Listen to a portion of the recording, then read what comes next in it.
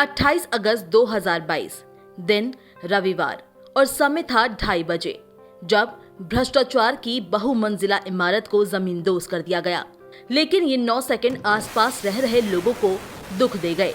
Planning के तहत ही पूरे टावर को धराशायी किया गया और इस दौरान किसी भी तरह की जान माल की हानि नहीं हुई। एपेक्स और सियान, ये 2 टावर चंद ही सेकंड में मिट्टी में मिल गए। दोनों टावरों को ढहाने की पूरी योजना बहुत बारीकी से तैयार की गई। देश में अब तक की ये इस प्रकार की सबसे बड़ी कवायद थी। लेकिन इस प्रक्रिया के बाद धूल का ऐसा गुब्बार उठा कि आसपास के सभी इलाकों में सिर्फ धूल ही धूल नजर आई। अधिकारियों ने बताया कि विस्फोट के बाद कई अपार्टमेंट में खिड़कियों के शीशे भी चटक गए।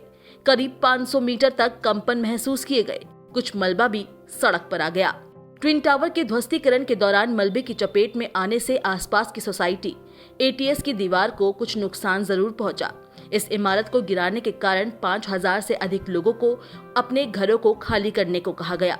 प्रशासन ने लोगों को उनके वाहनों के साथ उनकी सोसाइटी छोड़ने को कहा। साथ ही उनके घरों के दीवारों पर लगे सामानों को उतारने को कहा, जिस कारण लोगों को काफी समस्या भी झेलनी पड़ी और उनका काफी समय गया।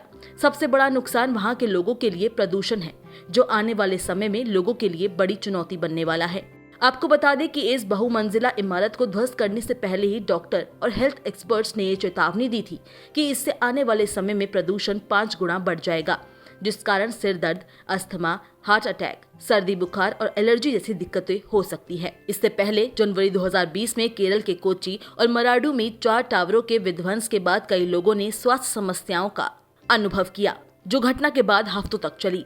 कथित तौर पर चारों टावरों को गिराने के कारण 75,000 टन मलबा एकत्र किया गया था और हटा दिया गया और कहा जाता है कि वातावरण में वायु प्रदूषण 5 गुना तक बढ़ गया था।